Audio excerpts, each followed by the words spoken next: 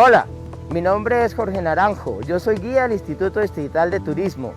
Nos encontramos en este momento en la plazoleta de La Gota, en las inmediaciones de la Quinta de Bolívar.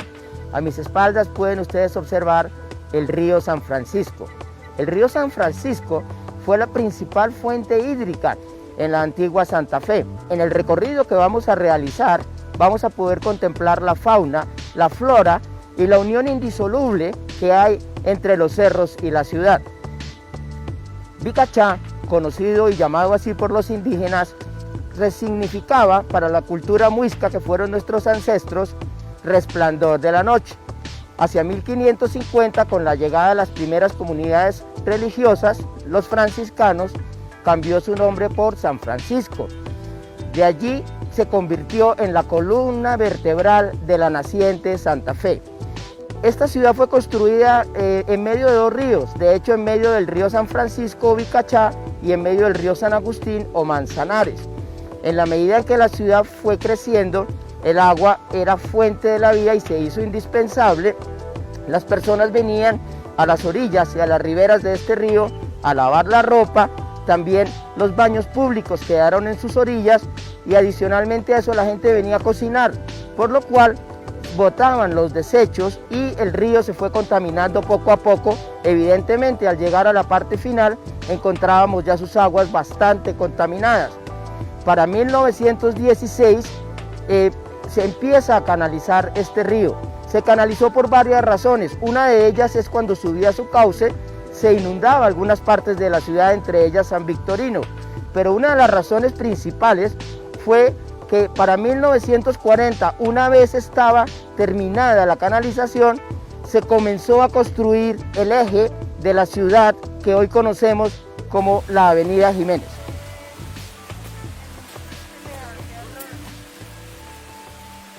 Ahorita nos encontramos en el corazón de la ciudad, en la localidad de Santa Fe, colindante con la Candelaria. Este es un gran escenario y muy importante lugar para la ciudad, donde conectamos la urbe con los espacios naturales, y es una oportunidad increíble para conocer la biodiversidad con la que cuenta esta ciudad.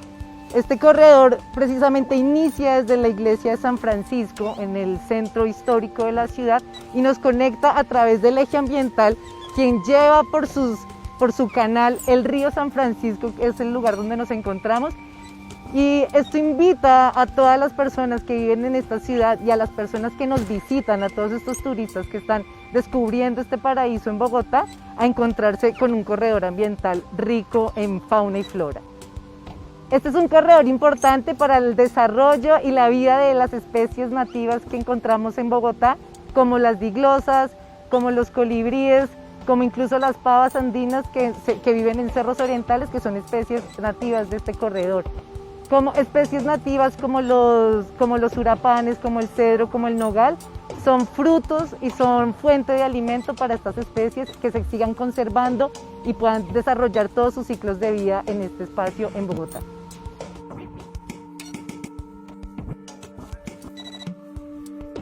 Nos encontramos ahora enfrente de la avenida Circunvalar. Esta avenida Circunvalar fue una intervención que se hizo necesaria para unir el centro de la ciudad con el norte de la ciudad en la medida en que ésta fue creciendo. De hecho, siendo presidente Misael Pastrana Borrero, decidió para 1971 iniciar su construcción. Muy bien, ahora estamos en lo conocido como el Chorro de Padilla. Volviendo al agua, el agua fue un factor fundamental para la construcción y desarrollo de la ciudad, de tal modo que en la medida en que la ciudad se fue poblando, como lo dijimos hace un poquito, la ciudad se construyó en medio de San Agustín y del río San Francisco.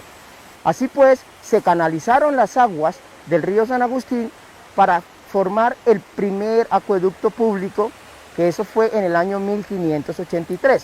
En el año 1681 se hace una modificación y se le coloca lo que llamaron el mono de la pila, que era simplemente la estatua de Juan Bautista.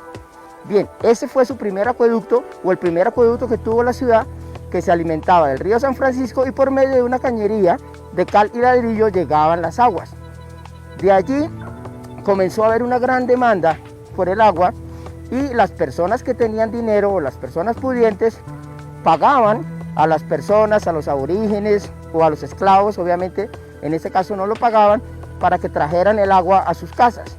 Sin embargo, la demanda fue tan grande que se vio la necesidad de construir un acueducto nuevo, de tal modo que ese es el acueducto que vamos a conocer un poco más adelante, que se llama el acueducto de Agua Nueva, y la plaza, lo que quedó de la plaza, se llamó el acueducto de Agua Vieja.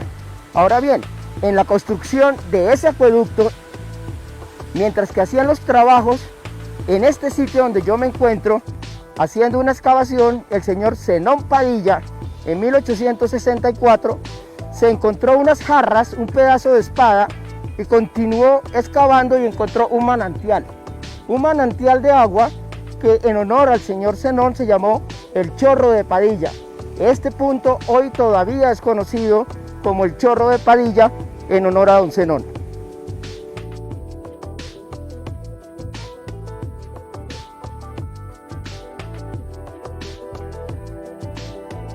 Hola, mi nombre es Junior Lozano, soy guía profesional del Instituto Distrital de Turismo.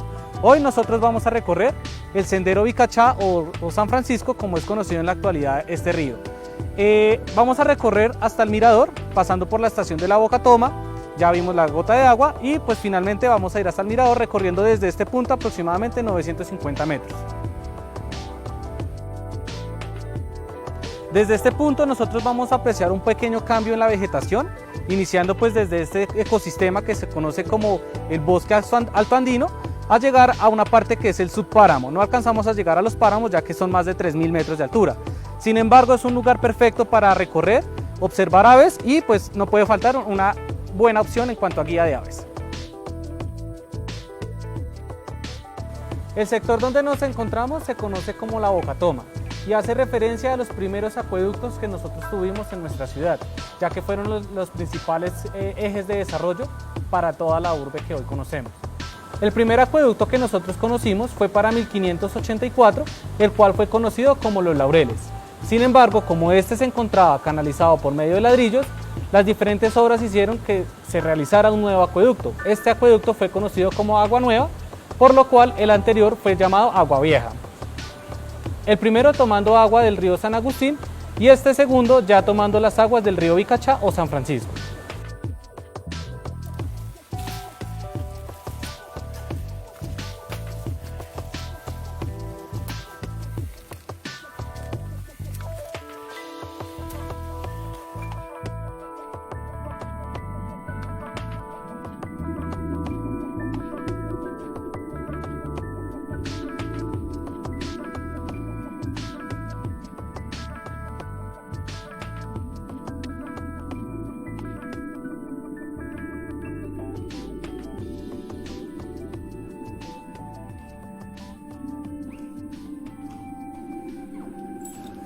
Hola a todos, mi nombre es Ángel, soy guía del Instituto Distrital de Turismo y el día de hoy nos encontramos en el mirador del boquerón del río San Francisco o Vicachá.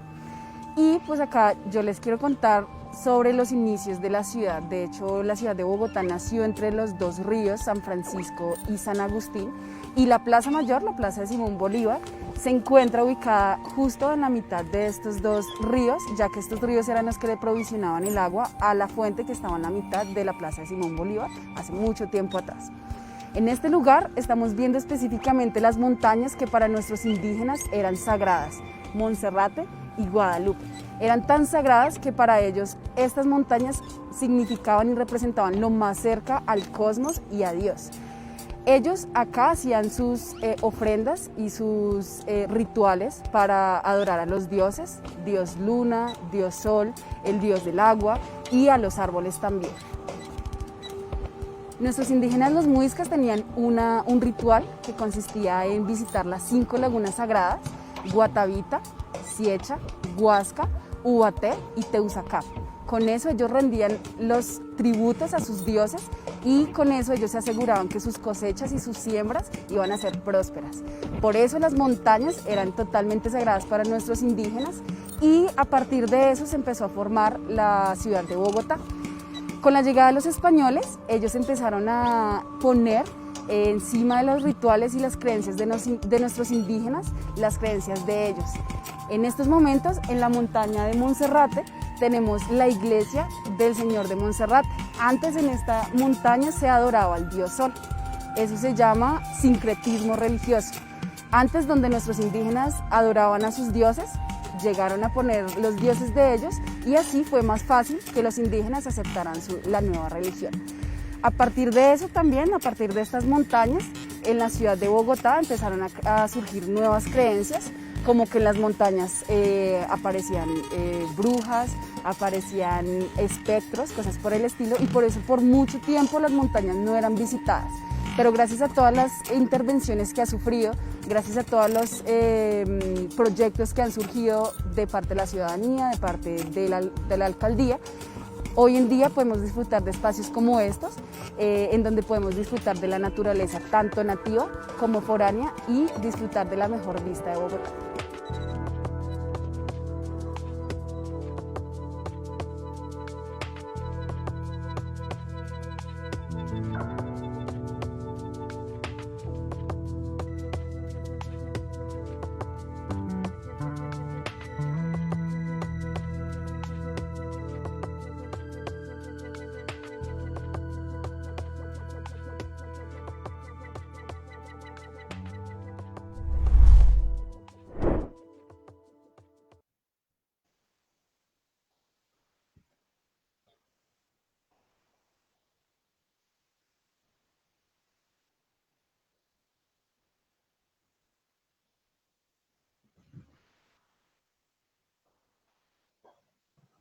Muy buenas tardes para todos, bienvenidos a nuestra primera sesión de octubre.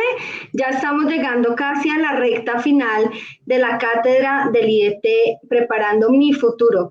Es un gusto tenerlos a ustedes en este espacio, siempre tan participativos, siempre tan activos. Realmente esta cátedra ha sido un logro para el Instituto Distrital de Turismo, pero sobre todo para el programa Colegios Amigos del Turismo de Bogotá y nuestros invitados que tenemos del resto del país. Bueno, como es de costumbre, hoy nos acompañan en la interpretación del lenguaje de señas colombianos Mayeli Silvia, del Colegio República de Panamá, y hoy contamos en el apoyo del chat con Natalia Cadena. Cuando ella no está presentando, está en el chat, y cuando está presentando, estoy yo. Bueno, también un excelente, hoy estoy demasiado feliz de tener este invitado en este espacio. Les quiero presentar a un invitado de lujo. Es uno de los profes de los Colegios Amigos del Turismo, pero además es uno de los profes que ha pasado por diferentes facultades de turismo con una formación de altísimo nivel. Yo quiero contarles quién es nuestro invitado de lujo del día de hoy. Él es José Alfredo Díaz. José Alfredo es licenciado en Ciencias Sociales de la Universidad Antonio Nariño. Es especialista en Patrimonio y Turismo Sostenible de la Universidad de 3 de Febrero de Argentina en alianza con la UNESCO. Es especialista en Docencia y Pedagogía Universitaria de la Universidad La Gran Colombia. Es especialista en Administración de la Tecnología Educativa de la Universidad de Santander y magíster en Gestión de la Tecnología Educativa de la misma universidad. Es director pedagógico de Fundetur, Fundación de Educación y Turismo Sostenible. Es docente de la Secretaría de Educación de Bogotá en el proyecto Colegios Amigos del Turismo y catedrático en las facultades de turismo de varias universidades de Colombia. Profe José Alfredo, un gusto tenerte en este espacio. Muchas gracias por dedicarnos este tiempo en tu agenda. Bienvenido a este espacio y somos todos oídos. Muy buenas noches, Jenny. Buenas noches para todos. Muy contento de estar aquí. Muchísimas gracias por la invitación que me han hecho. Yo soy parte de esta cátedra también como estudiante. He venido asistiendo una a una a las charlas, he aprendido de ellas y he tomado de estas charlas para esta que tenemos el día de hoy, que tiene que ver con patrimonio y turismo. Entonces, para mí realmente es un placer. Le agradezco al IDT, le agradezco a todas las personas que me invitaron. Y pues los invito a que participen de esta charla. Esta charla está dividida en 2 sesiones. Vamos a estar el día de hoy, vamos a estar dentro de 8 días. Hoy vamos a tratar de abarcar lo que es patrimonio desde diferentes conceptos, vamos a llegar a la relación entre patrimonio y turismo. Y en 8 días vamos a ver unos estudios de caso positivos y negativos de lo que es el uso del patrimonio en el turismo, precisamente. Les voy a dejar una tareita voluntaria que ojalá la hagan, una tarea muy interesante, está en mi página web, más adelante les voy a dar la página. Y la idea es que entren, vean un video complementario a lo que vamos a hacer hoy y contesten una pregunta que yo les hice y vamos a ver cuántos arriesgados de los que ven esta clase van a ir a complementar su formación. Y entonces yo vengo en representación del Colegio Miguel de Cervantes Saavedra, de la línea de comunicación y cultura turística. Somos 5 docentes que trabajamos en torno a la formación en turismo, desde la comunicación y haciendo énfasis pues en la cultura turística. Entonces, patrimonio y turismo. Como patrimonio y turismo podemos tener estas dos caritas y vamos a ir viendo por qué podemos tener estas dos caritas. Una carita de alegría cuando las cosas se hacen bien. Vengo ahorita de una charla sobre el Sumapaz, turismo en el Sumapaz, y una de las conclusiones era: los jóvenes son los que se tienen que apropiar del territorio, los jóvenes son los que tienen que querer. Entonces, carita alegre cuando son los jóvenes los que se apropian de ese territorio y hacen las cosas bien, y carita triste cuando encontramos cosas en nuestro patrimonio como falsedades, como gentrificación, como turisfobia. Hay una cantidad de palabritas ahí que aparentemente son raras, pero cuando terminemos esta charla van a ser palabras que podemos usar en nuestra vida cotidiana. Entonces, el objetivo es llegar a la carita feliz, que nos queda a todos esa carita feliz en el corazón. Los que estamos aquí estamos porque amamos el turismo. En mi caso, yo estudié las dos cosas, entonces a mí dentro de mí está el patrimonio y está el turismo, y creo que se pueden hacer cosas interesantes. Lamentablemente, cuando he viajado y lo que he visto cosas no muy agradables, pero las cosas se pueden cambiar. Bueno, la mejor manera de entender el patrimonio es con las cosas que vemos a diario y entender que el patrimonio es una herencia, algo que recibimos y algo que entregamos. Cuando nosotros estamos en la casa, nuestros padres nos dan unos dichos ahí populares, unos dichos siempre, y nosotros vemos esos dichos como raros. Lo curioso es que tarde que temprano uno le repite los mismos dichos a los niños. Entonces, primer dicho para hoy: nadie nace aprendido, vinimos aquí a aprender. Nadie, ni quien les habla, ni ninguno de ustedes nació aprendido, entonces venimos a aprender. Lo que se quiere no se niega. Tenemos que aprender a querer el patrimonio para sacar pecho por él. Nadie sabe lo que tiene hasta que lo pierde. No lleguemos a perder el patrimonio para después valorarlo. Más bien valorémoslo, sintamos lo que es nuestro patrimonio para que no se nos vaya a perder. Más sabe el diablo por viejo que por diablo. Tristemente en nuestras culturas se ha perdido mucho eso del amor hacia los abuelos.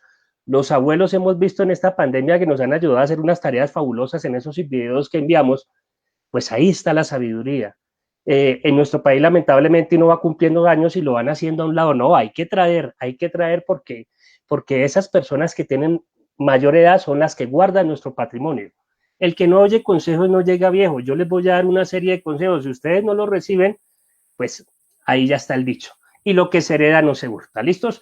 Vamos a hacer nuestro primer ejercicio de esta noche. Y nuestro primer ejercicio, como les gusta tanto chatear, y es lo que más nos gusta a todos, estar ahí todo el día pegados al celular. Entonces, mientras ven la presentación, yo quiero, por favor, que aparte de estos dichos que yo les he puesto aquí, me escriban algún dicho que les digan en su casa. Dime con quién andas y te diré quién eres, y cosas así. Entonces, me gustaría que empezáramos la primera interacción con esa parte de dichos. Vamos a tener como varias interacciones. Bueno, ¿qué entendemos por patrimonio? Lo vamos a ver desde la etimología, desde la historia, desde la ancestralidad, desde la normatividad, y lo vamos a ver desde tu punto de vista, porque al final vamos a tener unas conclusiones y son muy valederas porque es nuestro punto de vista a partir de lo que yo voy a tratar de transmitir. Esto lo vamos a ver breve, no se trata de una clase de historia del patrimonio porque es muy larga, sino que voy a hacer unos tremendos saltos históricos, pero pues que se justifican por el tiempo y por el objetivo de esta clase. Entonces, lo primero que voy a hablar es de la ancestralidad. ¿Por qué? Porque en la cátedra 18 de Cultura Muisca y en la cátedra 19 de Leyenda del Dorado, donde aprendimos a escribir la palabra muisca por fin, estuvimos viendo ancestralidad. Y la ancestralidad es quizás la deuda más grande que tenemos con relación al patrimonio. Prácticamente podría yo decir que si un territorio se planifica desde la ancestralidad, pues el indígena tenía todo, porque tenía el amor al territorio. A eso me refiero con ancestralidad, con todo ese conocimiento. Hoy en día nos hablan de calentamiento global, nos hablan de desarrollo sostenible y una serie de cosas que nos tocó por emergencia porque el planeta se estaba acabando.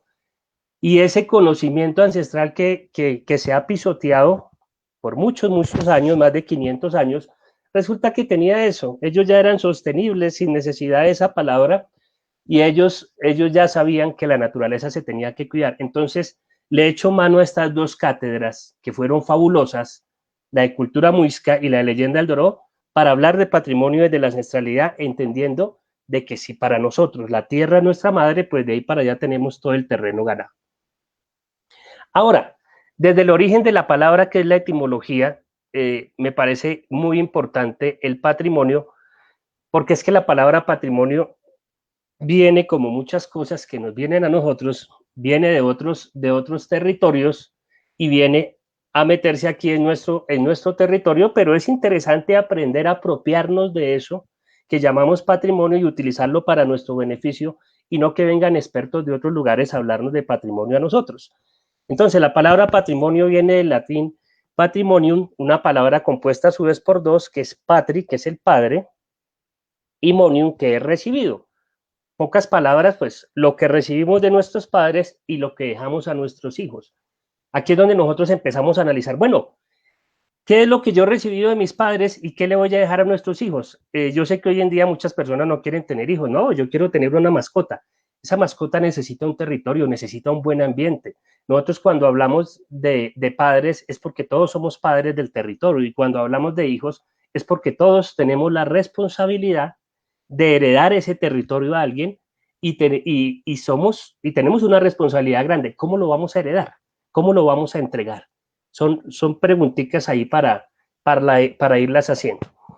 ¿Qué entendemos por patrimonio entonces? Lo que recibimos de nuestros padres, lo que dejamos a nuestros hijos y lo que justifica nuestro presente.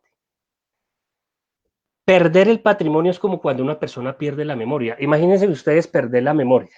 ¿Ah? Poquito, ¿no? Perder la memoria es levantarse un día de su cama, mirar para el techo y no saber quién es. No saber quiénes son sus familiares, no saber quiénes son sus seres queridos. Si perdemos el patrimonio es similar, porque no sabemos, no tenemos con qué identificarnos, no reconocemos nada y que nos toca recibir todo lo que llega.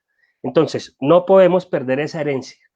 Muy, muy claro está ahí, lo que recibimos de nuestros padres, lo que dejamos a nuestros hijos, pero lo que justifica realmente nuestro presente. Vámonos con un poco de historia. Más vale ave en mano que 100 volando. Yo estoy aquí también a la vez mirando los comentarios. La vida es bonita, aprende a aprovecharla. Eso sí que le dicen a uno los profes. Es mejor la cruda verdad que una dulce mentira. Uy, ese me gustó. Es mejor la cruda verdad que una dulce mentira. Fabuloso. Juego de hermanos, ¿qué se me hizo? Juego de hermanos, ¿será juego de marrano? Se me perdió esa. Bueno. Más vale tú. El que come callado come 2 veces y hasta más. Uy, tremendos esos dichos. Bueno, póngale cuidado a la historia para entender de dónde viene el cuento de patrimonio y por qué durante mucho tiempo y todavía le preguntamos a una persona por patrimonio y generalmente nos va a decir lo siguiente.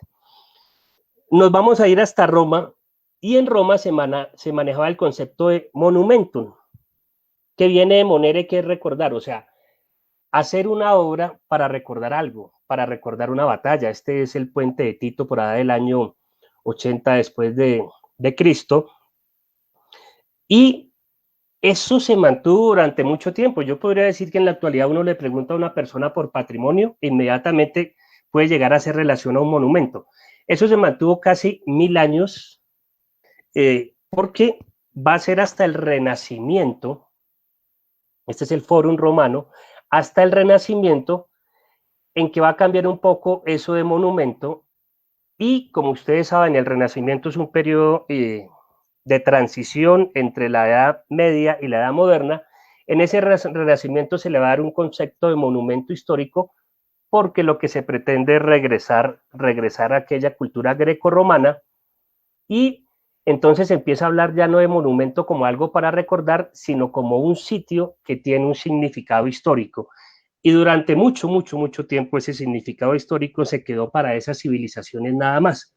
Entonces aquí el término va siendo cortico, y van a ver en la historia que no hace mucho que hablamos de patrimonio tampoco, no es tan antiguo como estos conceptos desde Roma. Miren que del Renacimiento tuve que hacer un salto a mediados del siglo XIX. ¿Y por qué a mediados del siglo XIX? Porque es que se mantenía la idea de patrimonio como esa gran obra del ser humano. Pero a mediados del siglo XIX ya se empieza a hablar de centro histórico. ¿Y centro histórico por qué? Porque el hombre empieza a mirar, y ustedes como estudiantes de turismo lo ven cuando hacen sus visitas, que esa iglesia que está ahí, la Catedral Primada, que esa capilla del Sagrario, que ese Palacio Cardenalicio que está ahí en esa imagen, no son patrimonio por sí solos, sino que tienen un contexto, tienen una historia. Y esa historia que hay alrededor va a significar para el siglo XX lo que nosotros llamamos identidad cultural. ¿Listo? Entonces ya empieza el patrimonio como a irse hacia otro ladito, y ya como a mirar que ya no es ese monumento, ese recordar, sino es todo un contexto histórico que hay alrededor de. Ojo, aquí estamos hablando de bienes, ¿no? De cosas que yo puedo tocar, cosas que me dan al tacto y ese significado, y aquí estamos prácticamente hablando principalmente de arquitectura. Haciendo un paréntesis, la historia del patrimonio natural, podríamos ponerla en 1872, y el pionero fue Estados Unidos, que declara el primer parque nacional natural, el parque de Yellowstone, en el mundo. Este es el primer parque nacional como anticipo a lo que va a ser 100 años después, que les voy a mostrar luego. Pero como fue en 1872, lo ubico ahí como reconocimiento de un patrimonio natural. ¿Por qué donde comen uno, comen todos? Mejor pájaro en mano. Cuando el río suena es porque piedras lleva. Sí, dichos muy tradicionales. ¿Por qué un parque natural es importante para nosotros? Porque los parques naturales dan protección, ¿cierto? Protegen, delimitan, restringen actividades y muchas cosas. Esto es en 1872. ¿Recuerdan para Colombia cuál es el primer parque? Para nosotros viene siendo el Parque Nacional Natural La Cueva de los Guácharos de 1960. Esta Cueva de los Guácharos, a su vez, que es el primer parque, como les digo, a su vez hace parte de la Reserva de la Biosfera del Cinturón Andino, que lo conforman con el Puracé y con el volcán Nevado del Huila. Eso conforman una reserva de la biosfera que hace parte del patrimonio mundial, para tenerlo en cuenta y para que vean la diferencia. Este parque está al sur del Huila. Y en 1964 es importante este documento, que es la Carta de Venecia, que es el testimonio ya de que la civilización representa evolución y progreso.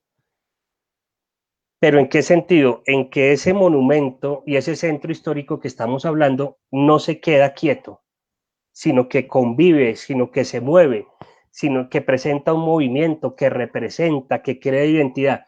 Y el primer documento importante que tenemos aquí, pues es nuestra Carta de Venecia, que en mi página web dejé todos esos documentos para mirar. Bueno, ¿qué entendemos por patrimonio cultural? Entonces, a partir de mediados del siglo XX, entonces empiezan a entrar otros elementos como la antropología, la arqueología, la etnografía, los paisajes culturales, los itinerarios culturales, que son más recientes, y el patrimonio intangible o inmaterial, que es del 2003 como convención de la UNESCO, que lo vamos a ver más adelante. Miren que esta imagen ya cambia. En esta imagen la idea de patrimonio ya es totalmente diferente. En esta imagen la idea de patrimonio tiene que ver con un saber ancestral, ¿cierto? Y tiene que ver con que el patrimonio sí lo puedo tocar, lo puedo acercarme a él, ¿cierto? De una manera diferente al que veíamos anteriormente. En cuanto a normatividad, en 1954 sale la Convención para la Protección de los Bienes Culturales en caso de conflicto armado. Este es un conflicto armado reciente, el que está en la imagen es la ciudad de Palmira en Siria, patrimonio de la humanidad y arrasada por los conflictos armados que se presentan en esta zona. Sin embargo, hay una convención para la protección de los bienes culturales en caso de conflicto armado. Existe una banderita que se le debe poner a los sitios, pero los conflictos armados son el peor enemigo de nuestro patrimonio, porque un conflicto armado arrasa con todo, pero quería ponerles esto para que vean que existe como tal. En 1970 tenemos la Convención para la Lucha contra el Tráfico Ilícito de Bienes, 1970. Y nuestro tesoro Quimbaya la regalan en 1893. O sea, una de las justificaciones ahí es que es un regalo, que en esa época no había legislación, que no había nada, que no todo el mundo podía llevar y traer el patrimonio como se le viniera en gana. Y pues nuestro tesoro en Quimbaya está allá en el Museo de Madrid, bien guardadito y difícil de que lo devuelvan. Para 1972 tenemos la Convención sobre la Protección del Patrimonio Mundial Cultural y Natural, 1972. Estas convenciones son importantes que las leamos, las tengo en mi página, porque nos cuentan la evolución del patrimonio. Y esta convención es importante porque aquí se crea la lista del patrimonio mundial. Aquí se le dice a cada estado que se une a la convención que cree su lista indicativa y que en esa lista indicativa precisamente nos vaya poniendo aquellos bienes culturales y naturales que considera deben estar en la lista y que van a ser postulados ya a nivel mundial. Y en el 2003 tenemos una súper interesante y es la Convención para la Salvaguardia del Patrimonio Cultural y Material. De ahí para atrás vean que hablábamos casi de arquitectura y de grandes obras. Y aquí estamos hablando de tradiciones.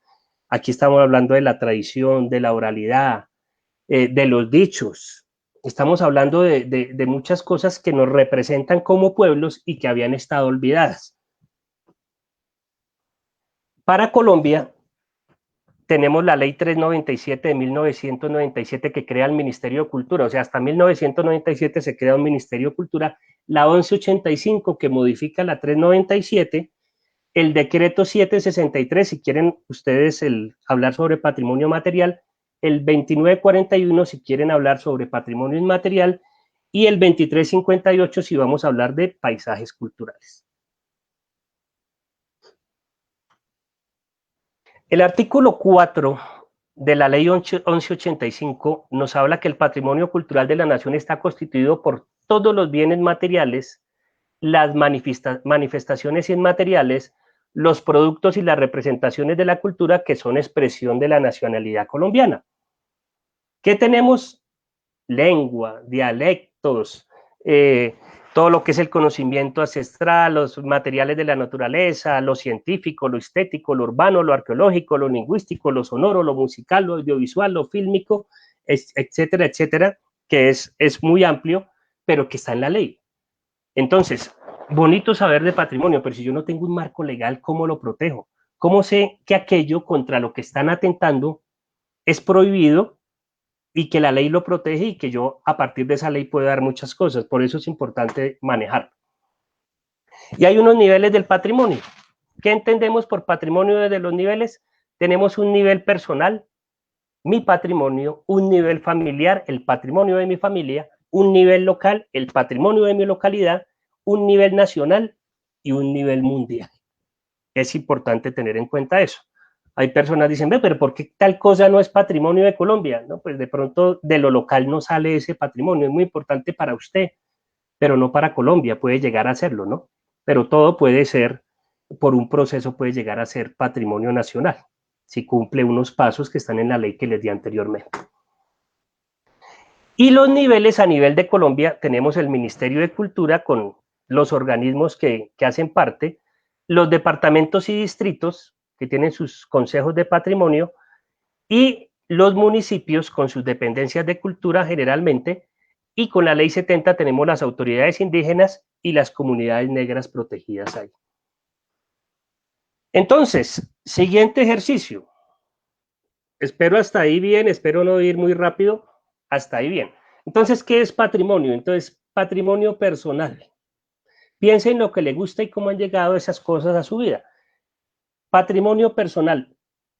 El patrimonio son aquellas cosas a las que yo le doy un significado diferente y más grande. Yo digo, por ejemplo, cuando yo voy a ordenar un cajón de mi casa, cuando yo abro un cajón de mi casa y quiero organizarlo, a veces vuelvo y meto todo y no boto nada. Quiere decir que esas cosas importan para mí de otra manera u otra. Entonces, importa mi morral, importa mi acetato, esa fotografía es cuando yo estaba niño, importan mis libros, importa esa manilla. ¿Cuánto vale esa manilla comercialmente? No importa, no importa. Si ustedes ven, aquí atrás tengo un cuadro que es una réplica de La Noche Estrellada que está en el Museo de Arte de Nueva York. Este cuadro no tiene valor allá en el Museo de Arte y este cuadro tampoco tiene valor porque me lo regaló mi hija. Este cuadro es un regalo de mi hija y para mí ni lo vendo ni nada. Ese es mi patrimonio personal. Revisen ustedes, empiecen a hacer un inventario allá. ¿Qué cosas tienen ustedes allá en su casa que son patrimonio personal? ¿Cuáles cositas que hay allí pertenecen a su patrimonio únicamente? Ahora, este meme me llegó, esta imagen me llegó hace unos días y es muy chistosa. Mi papá, no vayan a tirar nada porque todo sirve. Hay unas cosas en su casa que no las dejan botar por nada del mundo, ¿cierto? Esas cosas que no las dejan botar es porque representan y tienen un valor muy grande y yo no dejo botar. Que el tarro de puntillas está oxidado, que nadie necesita un tornillo, vaya, bote y verá a mi hijo que después le está pidiendo a su papá 1.000 pesos para ir a comprar una tuerca o un tornillo. Son cosas del patrimonio. El patrimonio familiar. Aquí tengo algunas cositas y es algo muy importante dentro de nosotros los colombianos, en muchas regiones, la piedra de partir la panela. Hombre, la piedra de partir la panela es un objeto ancestral. Lo usaban nuestros muiscas, lo usaban nuestros indígenas hace mucho tiempo y si ustedes van al Museo del Oro, las van a encontrar por todo lado, ¿sí? Para diferentes usos. Y nosotros lo combinamos con nuestro alimento típico, que es la panela. Aquí tenemos arepas en laja, tenemos esa olla que está a la derecha de mi pueblo, de Chita, Boyacá, donde mi abuela, y tenemos tamales de calabaza. Son cosas que son de mi familia. ¿Qué cosas de su familia son importantes? ¿Y qué cosas estamos perdiendo por no cuidarlas? Es la reflexión. Los chicos de la Universidad Pedagógica dejaron un trabajo muy interesante dentro de las guías que hacen ahí. Yo les recomendaba, dejémosle a los chicos un inventario.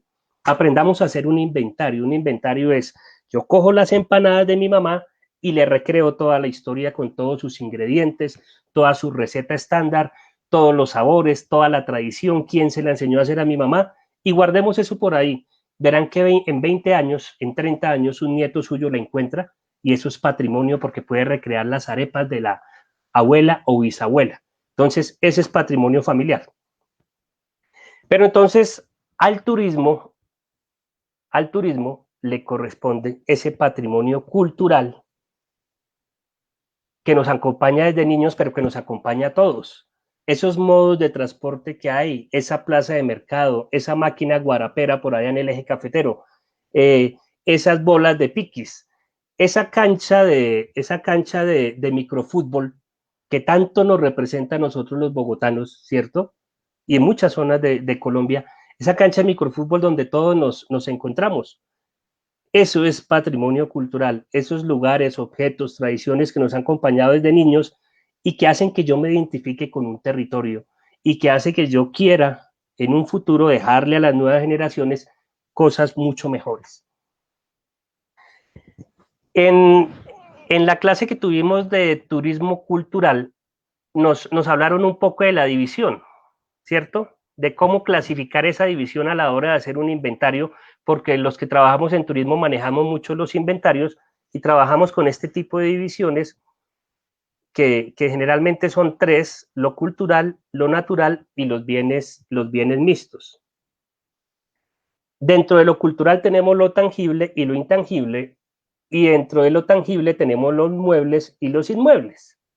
El patrimonio mueble es aquel que yo muevo de un lado para otro, una pintura, una escultura, un libro, una maquinaria. Y el inmueble son aquellas construcciones que yo no puedo mover, ¿cierto? La iglesia no la puedo mover, la casa, el palacio no la muevo, o aquellos monumentos que yo pudiendo mover no se deben mover, porque yo no puedo mandar el puente de Boyacá para Cartagena, yo no puedo mandar el castillo de San Felipe para Tunja, ¿cierto? Son inmuebles, no se pueden mover. Y el intangible del que ya les hablaba, las celebraciones, los rituales, las festividades y las prácticas de la vida social y las formas de expresión, literarias. Profe José Alfredo, vamos a interrumpirte 30 segundos para hacer el cambio intérprete de lenguas. Muchas gracias, Mayerly, por el apoyo de hoy. Buena tarde. Gracias. Recibimos a Silvia, entonces ya. Silvia, bienvenida. Muchas gracias por tu apoyo el día de hoy. Enciende tu cámara, Silvia. Un momento que ya. Bueno, mientras que Silvia enciende la cámara, profe, realmente me llevas a pensar que cuando uno es pequeño no le da valor a ese patrimonio familiar. Es decir, si uno supiera esto que nos estás diciendo en este momento y la importancia que tiene para la memoria y la familia, muchos objetos que hacen parte del patrimonio, pues uno no le diría, mamá, bota eso para qué, si eso ya no significa nada. Realmente nos dejas una reflexión muy interesante con todo lo que nos estás diciendo. Sí, es interesante cuando hablamos de patrimonio empezar por nosotros mismos, por nuestro patrimonio, nuestra familia, empezar, si nosotros no queremos la familia y no nos queremos a nosotros mismos, es como lo que llamamos autoestima, no esperemos que otros vengan a nuestro territorio y vayan a querer lo nuestro. Entonces es importante esa parte ahí, Jenny, tienes toda la razón. Bueno, profe, no te interrumpo más, continúa. Bueno. Entonces, vamos en lo natural, ¿cierto? Reservas de la biosfera, monumentos y todo lo demás. Aquí en Colombia tenemos una categoría tenemos unas categorías de los parques, tenemos varias reservas de la biosfera, como el cinturón andino que les dije, el Tuparro, Sea Flower, tenemos la Sierra Nevada de Santa Marta, la Ciénaga Grande, creo que esas son nuestras reservas, pero no se me escape ninguna. Y tenemos algunos bienes, y la otra categoría son los bienes mixtos.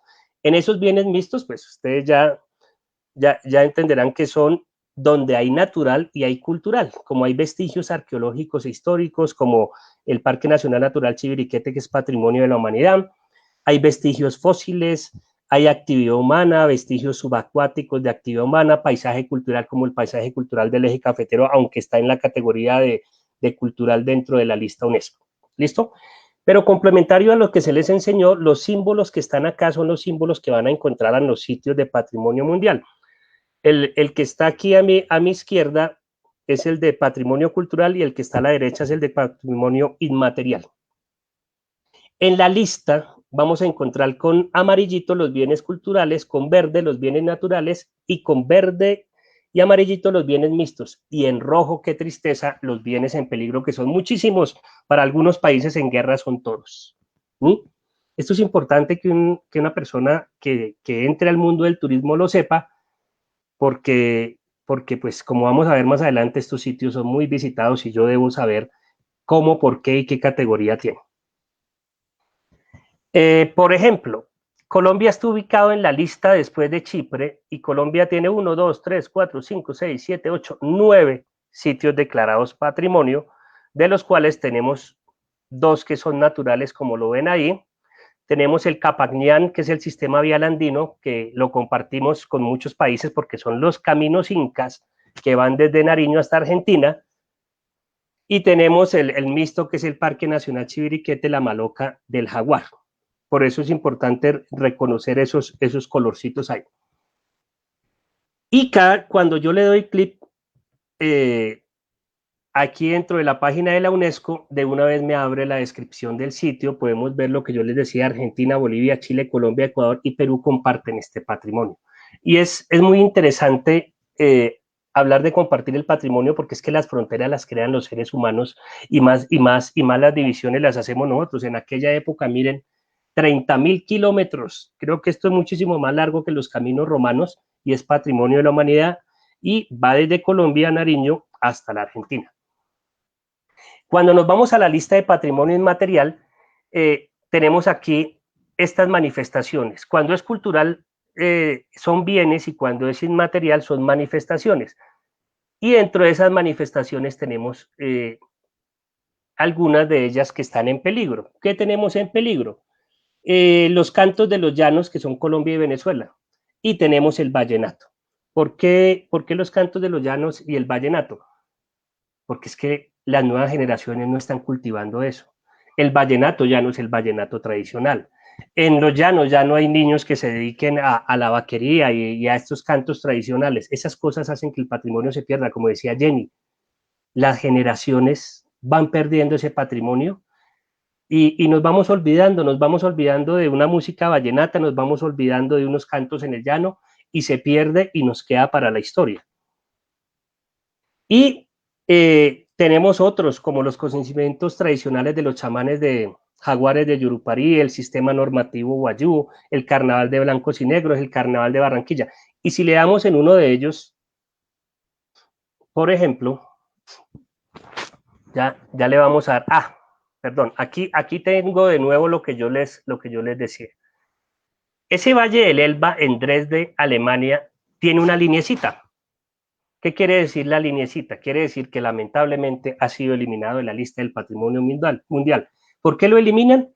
Lo eliminan porque construyeron un puente que rompe totalmente lo que es el paisaje y la arquitectura del Valle del Elba y sale.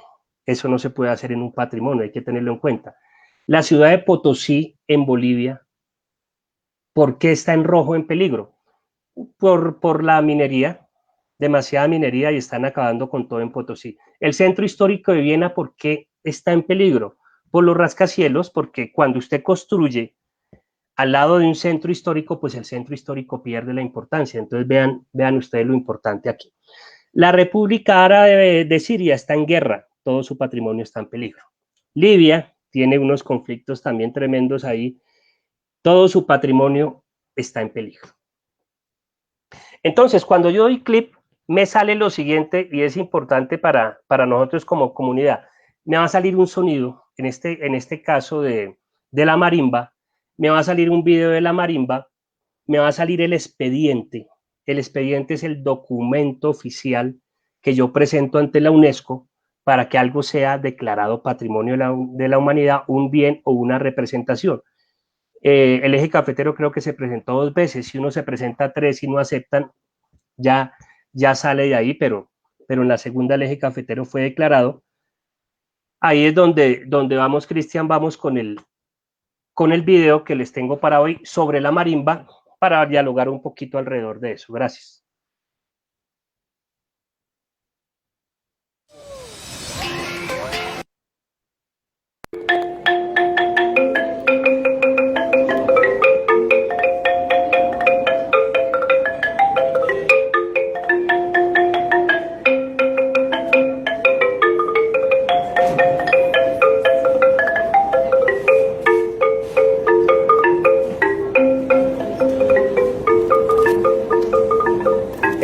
En el video que vamos a ver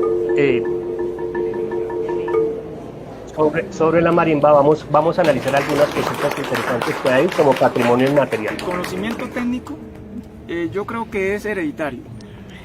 Viene de mis abuelos, de mi papá. ¿Sí? Porque mis abuelos, por el lado de mi mamá, son agricultores, ¿sí? Por un lado. Y por el lado de mi papá es, él sabe lo ebanistería, entiende, maneja muy bien lo que tiene que ver con la ebanistería, ¿sí? Y fuera de eso, yo estuve rodeado desde niño con ingenieros navales, ¿sí? Personas que hacían barcos, pero a gran escala. Y siempre con ellos alguna duda que tenía, ellos siempre estuvieron allí presentes, siempre me ayudaron.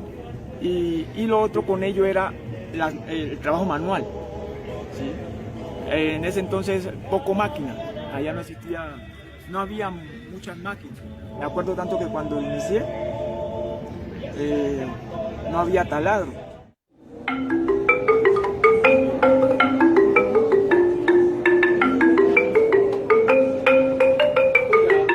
pero siempre estaba lo manual, ¿no? Lo artístico, lo técnico, ¿sí? Y yo pienso que eso viene ya de hereditario, ya de mis padres.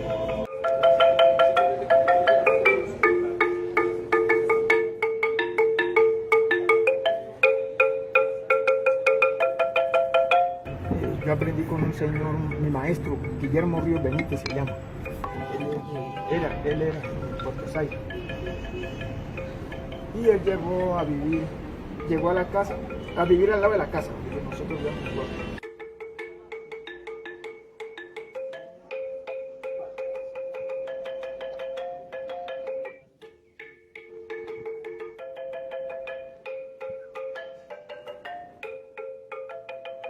Yo estoy muy contento con eso porque ya nuestras músicas tradicionales ya pueden tener más acogida hacia afuera, ya serán más reconocidas.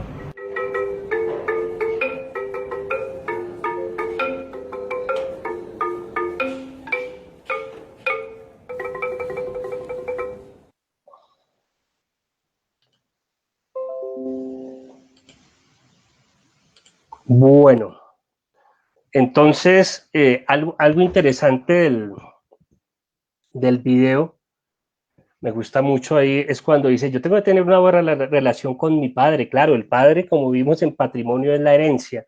Si yo no tengo esa buena relación familiar con mi territorio, pues difícilmente voy a poder heredar todas esas tradiciones. Y es fabuloso. Bueno, ahora, lo que les voy a hablar a continuación es la introducción de lo que vamos a ver en 8 días. ¿Cómo se relaciona el patrimonio con el turismo? Cuando estuve en Cartagena en el Mundial Sub-20 tomé esta foto y son los hoteles de Silvia Cherasi.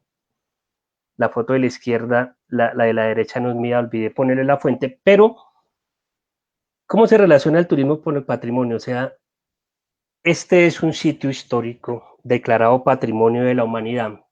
Sin embargo, cuando caminamos por ahí, hay poca humanidad de la que debería estar presente en un pueblo, que finalmente es un pueblo. Entonces, el objetivo de esa relación entre patrimonio y turismo es mantener vivo el carácter auténtico de las culturas. Estos hoteles cerraron por pandemia, leía yo en estos días, y el mensaje que da Silvia Cherasi yo leía que era de que ella le había dado impulso al turismo en Cartagena, pero por ningún lado en el mensaje hablaba de lo patrimonial.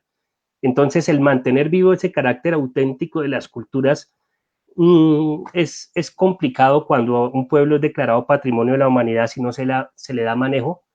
Este patrimonio es apropiado por personas con mucho dinero, se vuelven dueñas, montan sus hoteles y la gente termina como este señor con ese carrito de vendedor ambulante y posiblemente en cualquier momento vienen y lo desalojan porque no debe estar ahí desde la visión que ellos tienen. ¿Qué quiero yo? Quiero dejarles esta palabrita el día de hoy, es la de turismólogo, una palabra que no es aceptada ni por la OMT ni por la Real Academia, pero que cobra mucha fuerza por ahí en las redes y a mí me encanta. Los que nos metemos a esto no somos turistas. Los que nos metemos a esto somos turismólogos, o sea, estudiamos el fenómeno turístico como ciencia multidisciplinar. Cuando yo viajo a un territorio, yo empiezo a mirar los aspectos sociales, culturales y económicos. Puedo participar de políticas, velar por el cuidado del patrimonio cultural, regular los flujos turísticos según las necesidades. Entonces, una de las invitaciones, además de las que les he hecho y los consejos, es volvámonos turismólogos mientras nos aceptan esa palabra. O sea, esas personas que analizamos el turismo principalmente con los impactos que puede llegar a tener. ¿Qué puede llegar a tener beneficioso el turismo y el patrimonio? Bueno, el turismo le aporta al patrimonio que le da difusión, acceso y conocimiento. Eso nadie se lo quita. Crea conciencia sobre la importancia de su conservación. Bien hecho, crea conciencia. Genera recursos económicos para la gestión patrimonial. Sí, claro. Si reinvertimos esos recursos que se generan a través del patrimonio, en el mismo patrimonio, fabuloso, pero si cogemos el patrimonio de negocio, muy mal. Activa el patrimonio y desarrolla los lugares donde se encuentra, sí, claro.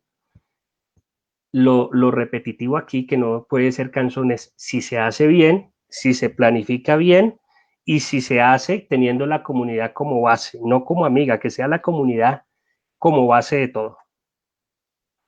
Lo malo, la creciente, esto es un documento que está en mi página web, que lo voy a pedir a Jenny, por favor, que lo puse ahí en el chat, lo comparta al final para el ejercicio que les digo. La creciente mercantilización y demanda turística del patrimonio es vista como una posible amenaza que puede deteriorarlo e incluso destruirlo. O sea, mucho negocio con el patrimonio y mucha demanda turística. Han tenido que cerrar Machu Picchu, el Museo del Cairo y cantidad de sitios, porque no se controla la capacidad de carga. Esta preocupación se vincula con el hecho de que la comercialización turística actual del patrimonio sigue las lógicas del turismo masivo. Cuando se hace mal, lo que importa es que llegue personas y que dejen dinero, no importa que vayamos a dañar lo nuestro. En 8 días, y ya para terminar, que yo veo que son las horas de la pregunta, en 8 días, ¿qué vamos a ver? Unas palabras muy extrañas: gentrificación, disneyficación, turisfobia y mercantilización del patrimonio en el turismo. Eso lo vamos a ver que en ejemplos como aquí, que es la fiesta La Pachamama, verdades y falsedades en el Cusco, vamos a ver algunas cositas. Gentrificación, disneyficación, turisfobia y mercantilización del patrimonio en el turismo en Cartagena, principalmente la gentrificación. Gentrificación y demás, que lo vamos a ver. Miren, estas son las momias incas en Argentina. Son unos niños momificados por el frío, por las bajas temperaturas. Es un tema apasionante, pero están exhibidos en un museo. Aquí entran cuestiones éticas. La cantidad de turistas que viajan a ver unos niños que pertenecen a unas comunidades que aún existen y que las comunidades reclaman sus cuerpos porque les pertenecen, independiente que los niños hayan sido sacrificados hace más de, no sé, 500 años, pero es un tema ahí como ético. Y vamos a ver Colonia del Sacramento, que es en Uruguay, también lo que tiene que ver con la parte de gentrificación y unas cositas. Allá en Uruguay le llaman un barrio histórico, Colonia del Sacramento, un barrio que ya no tiene habitantes, un barrio, esta imagen es mía, tuve la oportunidad de viajar cuando estudié en Argentina, un sitio histórico de la humanidad que ya no tiene habitantes, y una casa está valiendo ahorita 1.000 millones de pesos, y eso causa la gentrificación, pero pues eso lo vamos a ver en 8 días. Por último, les van a compartir aquí en el chat mi página web. En la página web dejé un video súper fabuloso de estos ejemplos que les estoy dando, pero es en Costa Rica, de cómo cuando no se planifica, usted como futuro gestor del turismo termina siendo empleado de un territorio. Les dejé una pregunta ahí en mi página web, espero que con mucha voluntad lo vean, lo desarrollen, y espero poder compartir algunas de las respuestas en 8 días. Muchísimas gracias, Jenny. Gracias, profe, a ti. Muy interesante esta sesión que nos da como para un diplomado de este tema. Bueno, profe, yo quiero empezar, antes de entrar a la sesión de preguntas, a darle la voz hoy a Silvia, 30 segunditos, para que por favor Silvia nos haga la seña de patrimonio. El profe la pregunta. Sí, por favor. Y por me favor, parece que se me olvidó. Corazón, ¿y cómo, Silvia? Para mí es la mejor definición de patrimonio, porque miren cómo nos está hablando de corazón, de alma y lo que nos pertenece. Me parece genial, me parece fabuloso. Sí quería resaltar eso. Gracias, Jenny, que se me olvidó. Bueno, preciosa. Además que, pues, cómo representar con solamente las manos algo tan lindo, ¿no? Un concepto tan amplio y tan bonito, pero es del corazón realmente. Sí, excelente. Que sale el patrimonio. Bueno, mi profe, entonces vamos a arrancar con las inquietudes de nuestros estudiantes. Silvia, gracias. Frank Olaya Vanegas pregunta: ¿cuál es el proceso para que un patrimonio de nuestro territorio se convierta en patrimonio de la humanidad? Bueno, es un tema muy interesante. Como ustedes vieron, hay unos niveles de patrimonio, entonces lo primero es que haya apropiación de ese patrimonio por parte del territorio que lo está pidiendo. En la Convención de 1972 debe estar en una lista indicativa, o sea, Colombia va indicando unos sitios que pueden llegar a ser patrimonio de la humanidad y los forma como candidatos a partir de un expediente. Un expediente es un documento que justifica que eso es patrimonio de la humanidad en unas diferentes categorías que tenemos, que les voy a dejar en una cartillita ahí en mi página. Les dejé muchos libros y muchas cosas en mi página para que escojan lo que les guste y a los que les guste. Entonces, ese expediente se revisa y lo aprueban o lo desaprueban. Entonces, es muy importante la justificación, el amarrarme de las cosas que dice la UNESCO para poderle decir, mire, nosotros le apuntamos a esta categoría y a esta categoría y queremos ser patrimonio de la humanidad y nos dicen sí o no de acuerdo a ese expediente que tomamos. Igual es a nivel nacional, también se hace igual. Si quiero que algo sea patrimonio nacional, pues tengo que hacer una petición justificando el porqué, una justificación que debe ser muy buena, ¿no? Desde el territorio. Gracias, profe. Además es un proceso largo, ¿no? Porque vienen a verificar durante varios años, sobre todo en el tema de fiestas, de carnavales. Sí, ahorita se habló, por ejemplo, del Sumapaz, fabuloso, pero es un proceso largo. Se habló del Cañón de Chicamocha, es un proceso largo, pero fabuloso que podamos darle al mundo estas maravillas. Gracias, profe. Bueno, Camila Andrea Bautista pregunta, para salvaguardar y defender algún parque o lugar que fue declarado patrimonio, ¿es importante tener en cuenta su clasificación? ¿Hay necesidad de especializarse en un solo tipo de patrimonio? ¿Qué sucede ahí? Nuestros parques nacionales naturales están por categorías porque son diferentes, ¿cierto? Si yo tengo un santuario de fauna y flora, es importante de la fauna y flora para la investigación. Pero si yo tengo una reserva natural como la Nucac en las selvas del Guaviare, es una selva que posiblemente no vamos a poder hacer turismo ahí porque se reserva, ¿cierto? Entonces es importante la categoría del parque, es importante la categoría del patrimonio para yo generar. Cada patrimonio, si es material, inmaterial, tiene unas formas y unos elementos de protección que yo debo tener en cuenta. Como decía Jenny, no es lo mismo una fiesta, ¿cierto? No es lo mismo una celebración religiosa. Sí, debo tener esa especialización si me quiero meter de lleno a ese patrimonio, ¿no? Pero como estamos hablando de territorio y todo eso, con aprender todos los documentos que yo leí y todo, es suficiente para identificar rápidamente el tipo de patrimonio y qué sería lo mejor para su protección.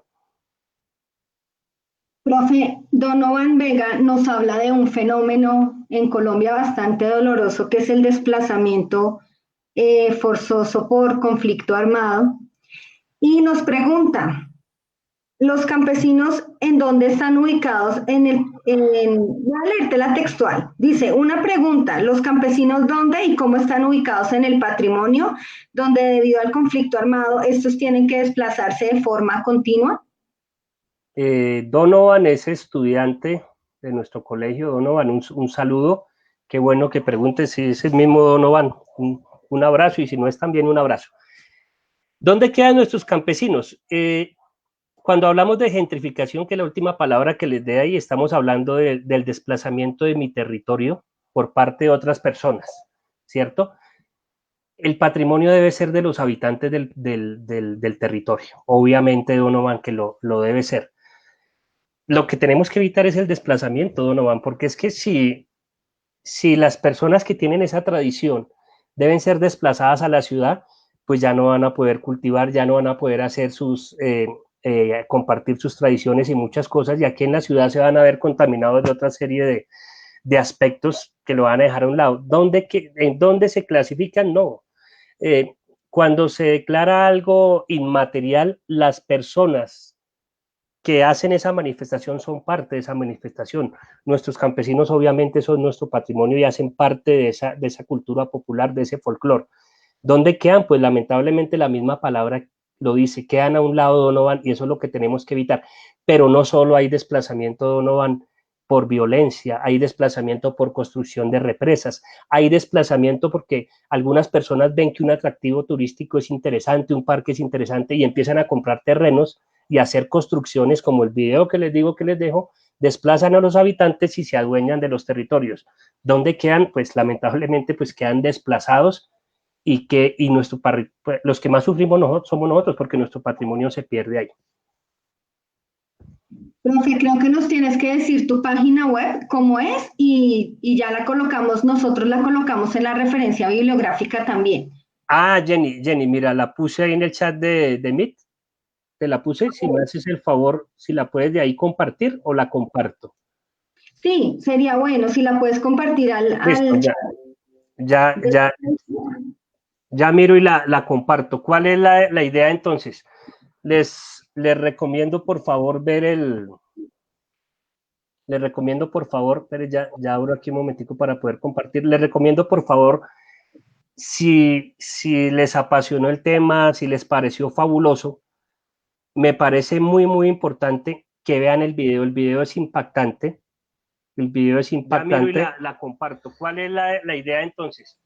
Les recomiendo por favor ver. Ahí la compartí. Entonces es un video fabuloso donde ustedes pueden ver qué pasa si todos esos consejos que yo les di no los aplicamos, pues no vamos a llegar a viejos y terminamos siendo empleados en nuestra propia casa. Cerraría con eso y bueno, en 8 días pues ya les dije lo que vamos a ver. No sé si haya otra pregunta, Jenny. Sí, profe. Bueno, Camila Andrea Bautista habla un poco del patrimonio cultural ancestral. Ella dice, la destrucción del patrimonio cultural de un grupo étnico se puede catalogar como delito de genocidio. Delito de genocidio. Cuando llega de la península ibérica acá a América, pues se inicia un genocidio total, ¿no? Nuestra población indígena fue diezmada, luego la población negra fue traída y esclavizada para reemplazar esa población indígena. Desde el mismo contacto, desde ese choque que vamos a recordar, no a celebrar el lunes, el 12 de octubre, sino que vamos a recordar que lo que hubo allí fue un choque cultural. Pero no lo miremos todo desde el punto de vista tampoco malo, ¿no? En el video nos hablaban de sincretismos culturales, en el video que nos pusieron. Un sincretismo es la unión de varias culturas para generar cosas buenas. Entonces, entiendo que sí, es un genocidio desde que empezó. Pero si nosotros miramos los ingredientes de nuestra gastronomía, tienen productos de diversas partes del mundo, ¿cierto? Que se dan gracias a ese encuentro. Si nosotros miramos la música llanera, es un sincretismo cultural, ¿cierto? El arpa de un lado, las maracas de un lado, etcétera. Si miramos el vallenato tiene instrumento europeo, instrumento indígena y tiene tambores negros. Ese choque y ese genocidio que se da, claro, estoy de acuerdo, es un genocidio que se da. ¿Qué nos queda de bueno de ese encontrón? Unos sincretismos culturales que nos han dado una diversidad cultural muy bonita y que nos permite mirarnos a la cara entre personas de diversas manifestaciones y mirarnos a la cara positivamente y reconocernos como habitantes de un territorio para bien. Profe, gracias. Yo quiero leer algo que te envía Sandra Villamizar. Ella fue cogestora del MINCIT y es una compañera y una luchadora de este programa incansable desde hace 15 años. Sandra te dice, más que una pregunta, quiero felicitar a nuestro José y decirle que es muy motivador su trabajo. Un docente ejemplar, estudioso y comprometido. Los CAT, orgulloso de tenerlo en el equipo. Gracias, Sandrita. Un abracito. Con Sandrita compartimos en Quito un encuentro internacional de patrimonio fabuloso y Sandra es una persona muy valiosa para nosotros que colabora en todo momento y para mí es una líder también y una persona a la que sigo y seguiré en este programa. Es un faro para todos nosotros. Gracias, Sandrita. Así es, profe. Bueno, ¿qué viene, chicos? ¿Y qué viene, profes? Nos quedan 3 sesiones de nuestra cátedra y vamos a la clausura. Entonces, quiero contarles que en 8 días nos vamos a volver a ver con el profe José Alfredo, a ver nuestra sesión 2 de Patrimonio y Turismo, ya con todo el trabajo que él nos cuenta y que nos dejó en su página web.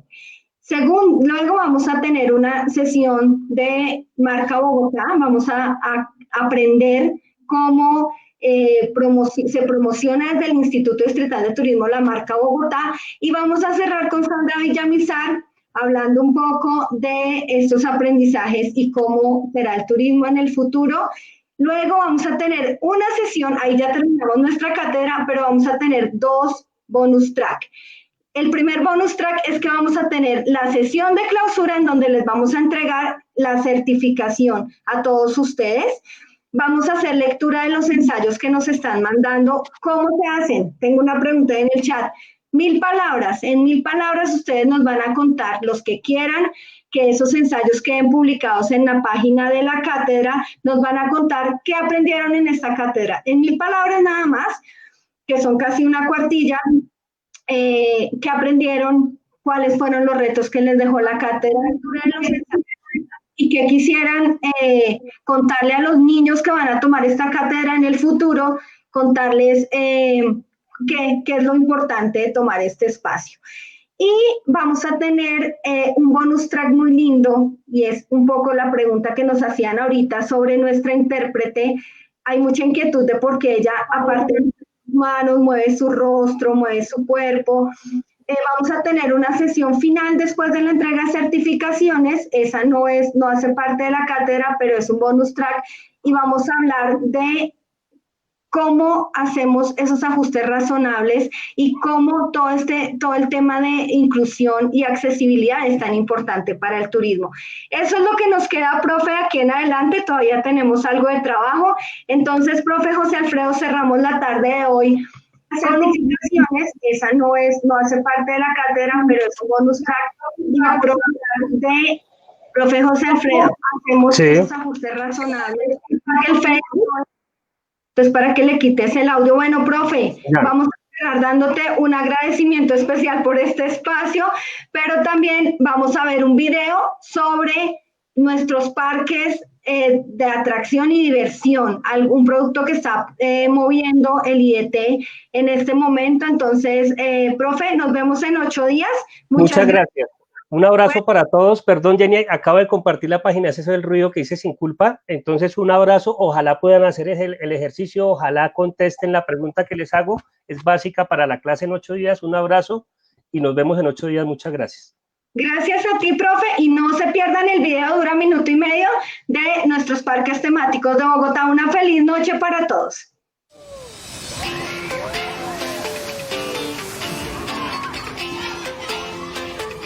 Decirles que estamos trabajando desde hace mucho tiempo en la apertura, trabajamos mucho para el tema de bioseguridad, entonces siempre pueden encontrar aquí un ambiente seguro. Hoy, después de 3 meses de trabajo conjunto con los parques de diversiones de la ciudad, damos apertura con aforo del 35% para recibir a residentes y visitantes, ojalá de municipios aledaños, para que vengan los fines de semana a disfrutar, a tener actividades de esparcimiento, por la salud mental de nuestras familias. No, estoy muy feliz, muy contento porque pues a pesar de las grandes oportunidades de empleo que se reciben, también es muy chévere para que la gente se distraiga, salga un poco sobre la monotonía del virus y se distraigan un poco. Con estos 3 parques estamos reactivando casi 600, más de 600 empleos. Son 3 parques que tenemos en la ciudad, y esos 600 empleos, la mayoría son mujeres, son jóvenes que precisamente habían estado muy afectados durante esta pandemia. Siempre están muy bienvenidos, trabajamos desde hace mucho tiempo en esto, que sea posible para todos. Somos Bogotá a cielo abierto. Instituto Distrital de Turismo.